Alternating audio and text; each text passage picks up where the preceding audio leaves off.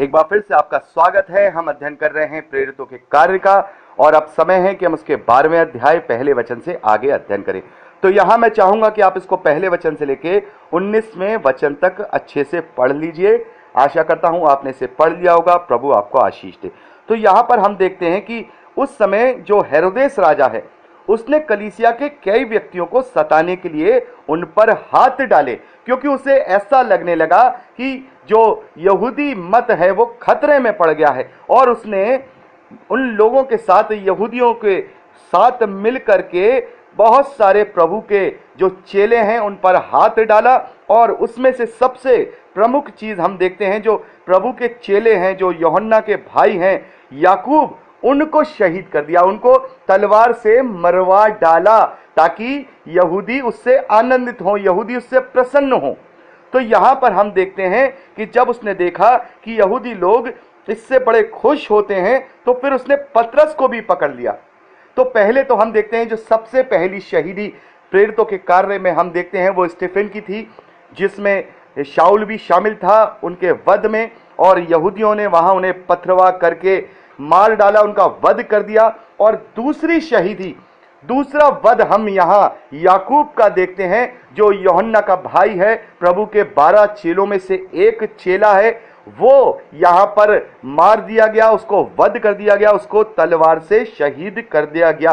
तो ये दूसरी शहीदी हम प्रेरितों के कार्य में पढ़ते हैं कि किस प्रकार से हेरोदेस राजा ने यहूदियों को खुश करने के लिए वहां एक चेले को मरवा दिया, उसको शहीद कर दिया। और ये जानकर कि इससे यहूदी बड़े खुश हैं, तो वहां पर उसने पतरस को भी पकड़ लिया। वह दिन अख़मीरी रोटी के दिन थे। उसने उसे पकड़ के बंदी गृह में डाला और 4-4 सिपाहियों के 4 पहरों में रखा, इस विचार से कि फसह के बाद उसे लोगों के सामने लाएगा। तो यहां पर हम देखते हैं कि पतरस को बंदी गृह में डाल दिया। और आपने पढ़ा होगा, जैसे मैंने आपसे कहा कि आप इसे पढ़ लीजिएगा, तो यहां पर आपने देखा होगा कि कैसे अद्भुत रीति से स्वर्गदूत ने वहां पर उसकी जंजीरें खोल दी, पहरे हटा दिए और पतरस को वहां से बंदी गृह से छुड़ा दिया।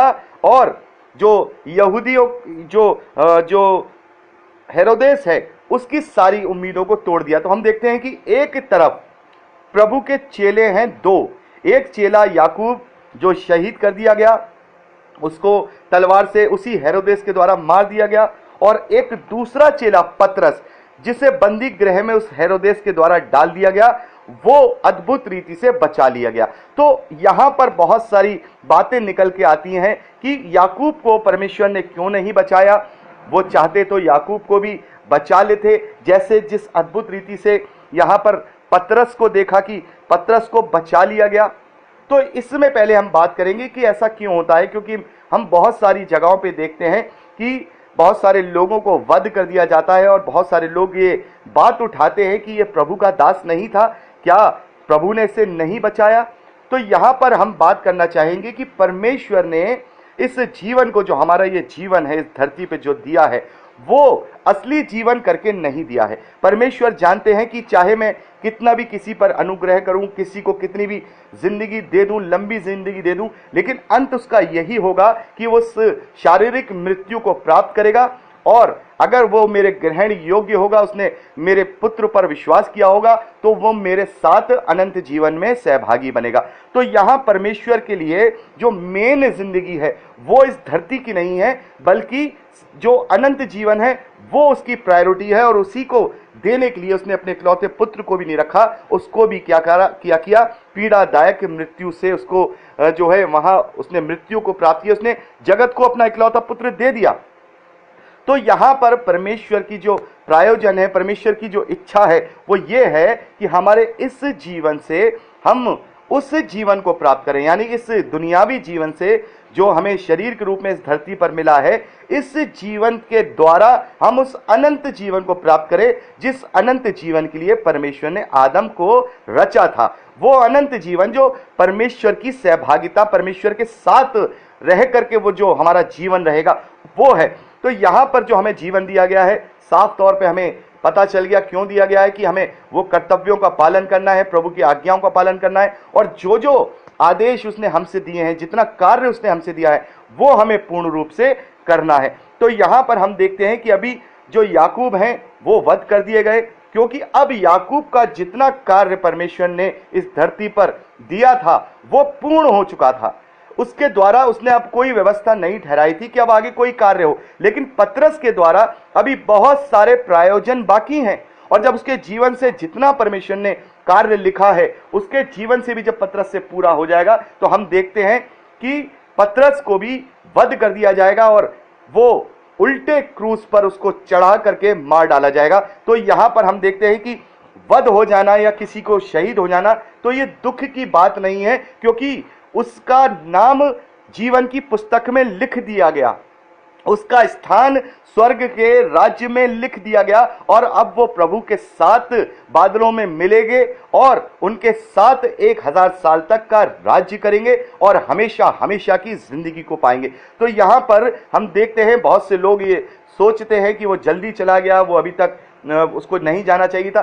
तो परमेश्वर हमसे बेहतर जानते हैं। जैसे प्रभु ने कहा कि परमेश्वर तुम्हारे बालों तक की गिनती जानता है कि तुम्हारे शरीर में कितने बाल हैं। यानी हम नहीं जानते कि हमारा शरीर है, हम नहीं जानते कि हमारे शरीर में कितने बाल हैं, लेकिन प्रभु परमेश्वर जानता है कि हमारे शरीर में कितने बाल हैं। यानी हमसे ज्यादा वो हमारे विषय में जानता है और वो हमारे लिए हर एक अच्छी योजना को ही लेकर के आता है। और उसकी ये अच्छी योजना थी कि उसने अपने इकलौते पुत्र को दे दिया कि जो कोई उस पर विश्वास करे वो नष्ट नहीं हो परंतु अनंत जीवन पाए। यही उसकी योजना थी और उसकी योजना के आगे हम अपनी योजना को फिट नहीं कर सकते, क्योंकि जहां से हमारी बुद्धि खत्म होती है वहां से परमेश्वर की बुद्धि का प्रारंभ होता है। हमारी सोच में और उसकी सोच में, हमारी चाल में और उसकी चाल में जमीन और आसमान से भी ज्यादा का फर्क है। तो यहां पर हम देखते हैं कि परमेश्वर ने जिस किसी व्यक्ति के साथ किसी भी प्रकार का प्रायोजन रखा है वो उनसे जब वो पूरा हो जाता है तो फिर परमेश्वर ज्यादा और इस धरती पर उसे रहने नहीं देते, क्योंकि अब जानते हैं कि अब इसने अपने उद्धार को प्राप्त कर लिया है, उन सारे कार्यों को पूरा कर दिया है। अब समय है कि अब इसको वो अनंत जीवन दिया जाए जिसने ये अनंत जीवन इस धरती पर रहकर अपने इस जिंदगी से कमाया है, इससे प्राप्त किया है। तो हम देखते हैं बहुत से लोगों का जीवन बहुत लंबा होता है, तो कहीं ना कहीं ये प्रेम परमेश्वर का उस व्यक्ति से दिखाता है कि कहीं ना कहीं उसने ऐसे कार्य किए हैं, उसने कहीं ना कहीं उसके मन के किसी कोने में परमेश्वर की खोज है, अभी बाकी है। अभी परमेश्वर चाहता है कि कोई भी विनाश ना हो, कोई भी उद्धार पाए बगैर ना मरे। तो परमेश्वर मौके देते हैं, परमेश्वर अवसर देते हैं ताकि ये उस अवसर को प्राप्त करे और उसके बाद और दूसरे लोगों के बीच में उसकी गवाहियों को अगर परमेश्वर ने रखा है तो वो गवाहियां भी उसके द्वारा वहां दी जाती हैं। तो हमारा कार्य ये नहीं है कि हम इस धरती पर अच्छे काम करें तो इसलिए कि हम बहुत दीर्घायु हो जाए, हमें 70-80 साल की जिंदगी मिल जाए, हम इसलिए अच्छे काम नहीं करते हैं। हम इसलिए प्रभु को अपना उद्धारकर्ता करके नहीं मानते हैं, हम इसलिए हम मसीही विश्वासी नहीं हैं कि हम यहाँ इस धरती पर अपने जीवन की और भौतिक वस्तुओं की जो लालसाएं हैं उनको मांगे और कहें कि हम तो बहुत अच्छे दीर्घायु जीवन जिएंगे या 100 साल का जीवन जिएंगे। नहीं, हमें तो केवल ये सोचना चाहिए कि परमेश्वर जितनी भी जिंदगी, जितनी भी सांसें तूने मेरे जीवन में रखी हैं वो तू बेहतर जानता है। चाहे तूने 40 साल रखी हो, चाहे 60 साल रखी हो, चाहे 100 साल रखी हो, वो तेरा अनुग्रह है। लेकिन इस पूरे जीवन में मैं अपने आप को जांचता रहूं, मैं अपनी चौकसी करता रहूं, मैं निरंतर इस प्रयास में लगा रहूं कि मैं तेरे ग्रहण योग्य बना रहूं, ताकि इस जीवन के द्वारा मैं उस अनंत जीवन को प्राप्त कर सकूं जो अनंत जीवन तूने आदम और आदम की संतान के लिए रखा है। तो यही फर्क है कि परमेश्वर अपनी व्यवस्थाओं के अनुसार, अपने योजनाओं के अनुसार प्रत्येक व्यक्ति पर कार्य करता है। वो वध हो गए फिर भी उन्होंने उस जीवन को पाया, क्योंकि प्रभु ने कहा कि यदि तुम इस दुनिया के लोग तुम्हें केवल शरीर की हानि पहुंचा सकते हैं, तुम्हारी आत्मा की हानि नहीं पहुंचा सकते। और यहां पर जो वध कर दिए गए या जिन्हें वध कर दिया जाता है वो बहुत ही धन्य लोग हैं, क्योंकि परमेश्वर ने उन्हें चुना है कि वो उसके नाम के कारण वध किए गए या उसके नाम के कारण उत्पादित किए गए। और अभी हमने पिछले ऑडियोज में, पिछले बात में बात की थी कि कैसे जब चेलों को पिटवाया गया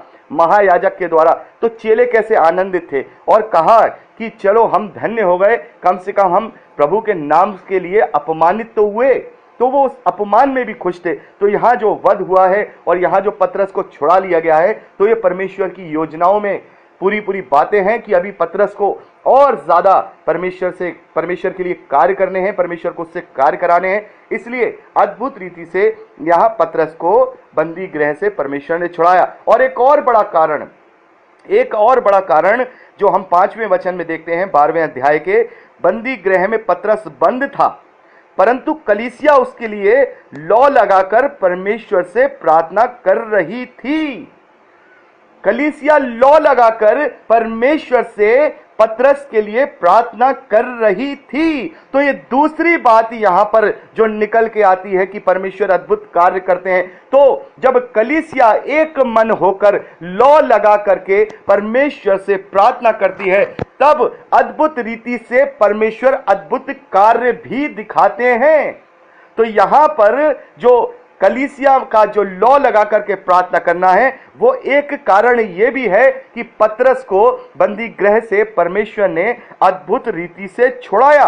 और 12वें वचन में हम देखते हैं कि जब वो छूट जाते हैं, ये जानकर कि वह उस यूहन्ना की माता मरियम के घर आया जो मरकुस कहलाता है, वहां बहुत से लोग इकट्ठा होकर प्रार्थना कर रहे थे। यानी कि अभी भी कलीसिया लौ लगाकर प्रार्थना में लौलीन है। तो जब मसीही विश्वासी इकट्ठे होकर एक मन होकर लौ लगाकर किसी विषय के लिए प्रार्थना करते हैं, तो निस्संदेह परमेश्वर उनकी प्रार्थनाओं का जवाब हाँ और आमीन में देता है। और अद्भुत रीति से उस कलीसिया में कार्य भी परमेश्वर के द्वारा दिखाए जाते हैं। और यहाँ पे कलीसिया का लौ लगाकर प्रार्थना करना ही इस बात को दर्शाता है कि अद्भुत रीति से परमेश्वर ने पतरस को वहां बंदी गृह से छुड़ाया। और एक और नाम यहां पर हमने 12वें वचन में पढ़ा, यह जानकर वह उस यूहन्ना की माता मरियम के घर आया जो मरकुस कहलाता है,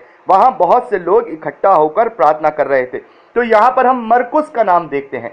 तो ये वही मरकुस हैं जिन्होंने सुसमाचार लिखा है, ये वही मरकुस हैं जिन्होंने सुसमाचार लिखा है। और यहां पर हम देखते हैं जो पतरस हैं, पतरस हमने जब मरकुस के सुसमाचार का अध्ययन किया था, उससे पहले मैंने आपको परिचय दिया था कि मरकुस कौन है।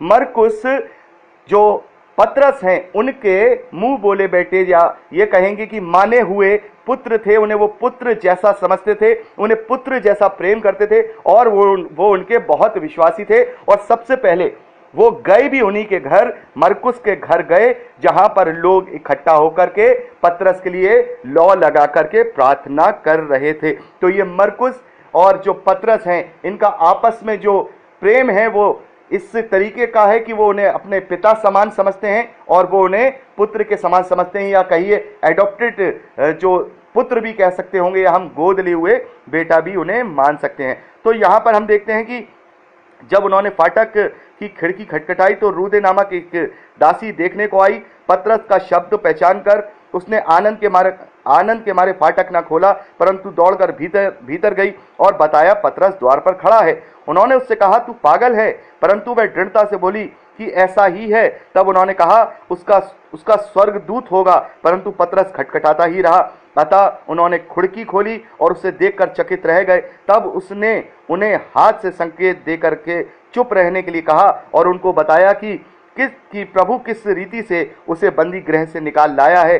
फिर कहा याकूब और भाइयों को ये बता देना। तब निकलकर दूसरी जगह चला गया।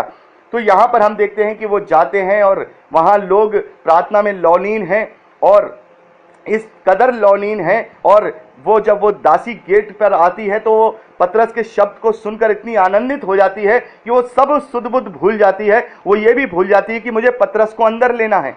वो मारे आनंद के लोगों को बताने लगती है कि मैंने पतरस को देखा है। और लोग कहते हैं पतरस तो जेल खाने में, वो कैसे आ गया? तो तब पतरस उन्हें पूरी स्टोरी, पूरी परमेश्वर की अद्भुत कथा को उनके बीच में देता है, और फिर वो वहां से निकलकर दूसरी जगह चले जाते हैं। भोर को सिपाहियों में बड़ी हलचल मच गई कि पतरस का क्या हुआ। जब हेरोदेस ने उसकी खोज की और उसे ना पाया तो पहरुओं की जांच करके आज्ञा दी कि वह मार डाले जाएं, और वे यहूदिया को छोड़कर कैसरिया में जाकर रहने लगा। तो यहां पर देखते हैं कि कैद खाना खाली है और जो हेरोदेस है उसका जो प्रायोजन था कि वो चाहता था कि पतरस को फसह के बाद लोगों के बीच में ला करके मरवा डाले, जैसे उसने याकूब के ऊपर तलवार से उसको मरवा डाला, उसको वध कर डाला। और परमेश्वर ने इस अद्भुत रीति से कलीसिया के लौ लगा के प्रार्थना करने के द्वारा ये कार्य किया कि पतरस को अद्भुत रीति से उस बंदी गृह से बचा लिया। तो यहां पर हमने 19वें वचन तक का अध्ययन किया। अब समय है कि हम आगे का अध्ययन अगले ऑडियो में करें। प्रभु आपको आशीष दे।